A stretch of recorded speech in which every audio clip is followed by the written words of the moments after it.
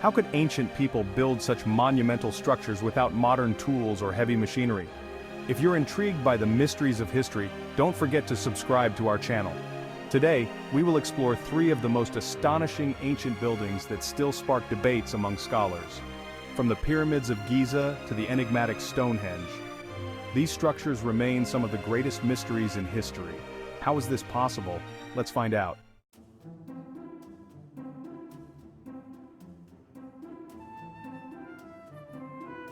The Pyramids of Giza are the most famous and studied structures of ancient Egypt, yet no one knows for sure how they were built. These monumental structures have fascinated historians, archaeologists, and tourists alike for centuries, standing as a testament to the ingenuity and determination of the ancient Egyptians. The Great Pyramid of Khufu, the largest and most magnificent, was erected around 2560 BC, and is considered one of the seven wonders of the ancient world. This pyramid, also known as the Pyramid of Cheops, was originally constructed as a tomb for the pharaoh Khufu, and has stood the test of time, remaining largely intact despite the millennia that have passed. The pyramid stands approximately 146 meters tall and was originally covered with polished limestone blocks, making it shiny and visible from afar. These polished surfaces would have reflected the sunlight, creating a dazzling effect that could be seen from miles away, symbolizing the pharaoh's divine power and eternal life. The limestone blocks used for the pyramid's exterior were quarried at Tura, located across the Nile about 13 kilometers from the pyramids. This quarry was renowned for its high-quality limestone, which was prized for its smooth texture and bright color, making it ideal for the outer casing of the pyramid. These blocks were cut using copper tools such as chisels and picks. The ancient Egyptians were skilled craftsmen, and despite the limitations of their tools, they were able to achieve remarkable precision in their work, shaping each block to fit perfectly with the others. The main blocks that formed the structure of the pyramids were primarily made from coarser limestone sourced from a nearby quarry. This local limestone was more abundant and easier to work with, making it suitable for the bulk of the construction. However, granite blocks used for the interior finishing were transported from Aswan, approximately 800 kilometers to the south. This granite was much harder and more durable than limestone, making it ideal for the inner chambers and passages of the pyramid, which required additional strength and stability. Around 2.3 million stone blocks were used, each weighing between 2 and 15 tons. The sheer scale of this undertaking is staggering, and it speaks to the organizational skills and labor force that the ancient Egyptians were able to mobilize for this monumental project. By-water researchers believe the blocks were placed on rafts and transported along the Nile. This method would have been the most efficient way to move such heavy materials over long distances, taking advantage of the natural flow of the river to ease the burden of transportation. Water significantly eased the transport of heavy stones. The buoyancy of the water would have reduced the weight of the blocks, making them easier to handle and maneuver, and allowing for larger quantities to be moved at once. Rafts made from reeds or wood allowed for multiple blocks to be carried simultaneously. These rafts were sturdy and reliable, capable of supporting the immense weight of the stone blocks as they floated down the river towards their final destination. Using rollers. Once the rafts reached the vicinity of the construction site, the blocks could be dragged on land using wooden rollers.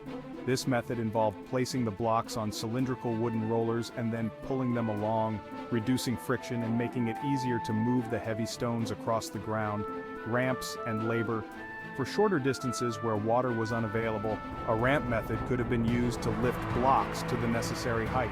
These ramps, made of mud brick and limestone chippings, would have provided a stable surface for workers to haul the blocks up to the higher levels of the pyramid, using a combination of manpower and simple machines like levers and pulleys.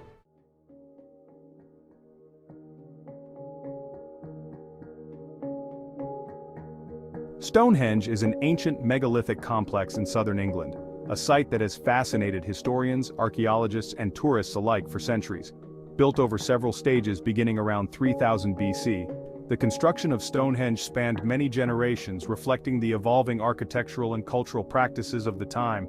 To this day, scholars cannot explain how ancient people were able to move and erect these giant stones, some weighing up to 25 tons. Theories abound, but the exact methods remain a mystery. Stonehenge consists of an outer circle made of sarsen stones, which are massive sandstone blocks that form the most iconic part of the structure. Inside this outer circle lies an inner circle of smaller stones known as bluestones. These stones are notable for their distinct blue hue when wet or freshly broken. The sarsen stones were primarily quarried in the Sarsen area, about 30 kilometers from Stonehenge. Transporting these massive stones over such a distance would have been a monumental task. The bluestones, on the other hand, were transported from more distant locations, such as the Preseli Mountains in Wales, approximately 240 kilometers away. This long-distance transport adds another layer of complexity to the construction of Stonehenge. The complex is aligned with solar events, such as the summer and winter solstices. During these times, the sun rises and sets in alignment with certain stones, suggesting that the site may have been used for astronomical or ceremonial purposes. Rollers and sledges theory. Some researchers suggest that wooden sledges and rollers were used to move the stones. This theory posits that logs were placed under the stones, allowing them to be rolled to their destination.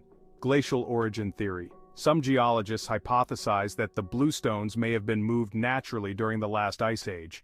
According to this theory, glaciers carried the stones closer to the site, reducing the distance they needed to be transported by humans. Ancient astronomers theory. One of the most intriguing aspects of Stonehenge is its alignment with solar and lunar cycles. This alignment suggests that the builders had a sophisticated understanding of astronomy. Human remains found at Stonehenge indicate its use as a burial complex.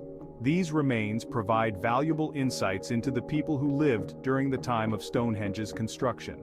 Scholars believe that both common people and nobility may have been buried here, emphasizing the site's sacred significance. The presence of both types of burials suggests that Stonehenge was a place of great importance to all levels of society. Research has shown that some stones could be worked with incredible precision using tools made of copper or harder materials. This level of craftsmanship indicates a high degree of skill and knowledge among the builders.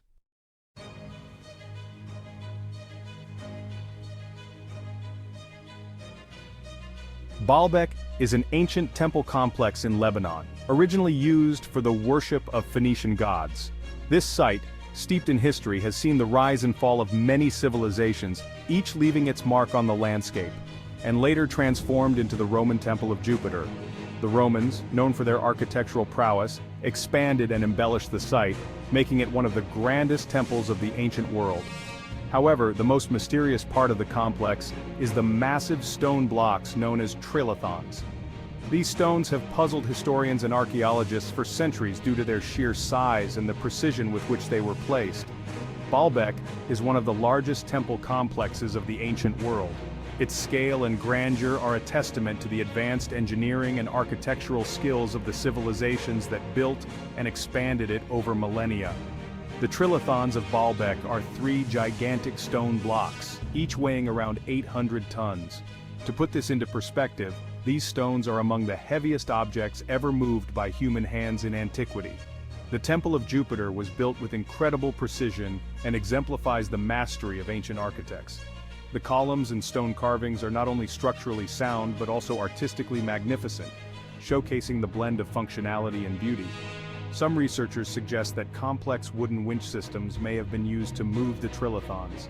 These winches, though primitive by today's standards, were marvels of engineering ingenuity. These winches could have large drums and ropes made from plant fibers or animal hides. The strength and durability of these materials were crucial in handling the immense weight of the stones. There is a hypothesis that the trilithons were quarried about 1 kilometer from the complex. The quarrying process itself would have been a monumental task, requiring precise planning and execution. Workers may have used copper or bronze tools for shaping the stones, meticulously carving them to fit perfectly within the temple's design, followed by transportation using elevators and platforms, which were innovative solutions to the challenges posed by the massive stones. Aided by labor and animals such as donkeys or oxen, these animals played a crucial role in the construction process, providing the necessary muscle power to move the stones. Some researchers propose that to ease transportation, the stones could have been wet down to reduce friction. This technique, simple yet effective, would have made the arduous task of moving the stones slightly more manageable. This method was also used in other ancient cultures.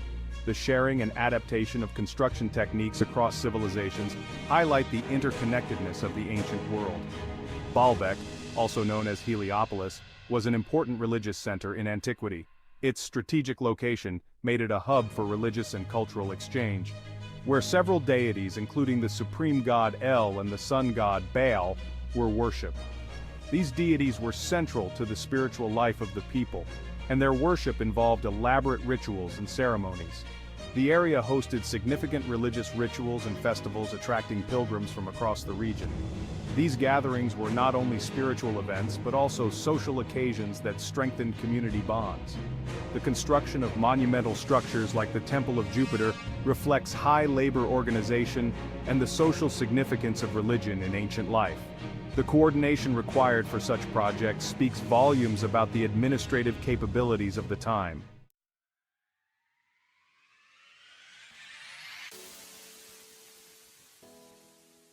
These are three ancient structures that continue to inspire awe and mystery. If you enjoyed this video and want to learn more about each of these places, leave your comments. Subscribe to our channel to stay updated on new videos. If you're interested in a more detailed exploration of any of these wonders, let us know in the comments, and we will create a dedicated video on that topic.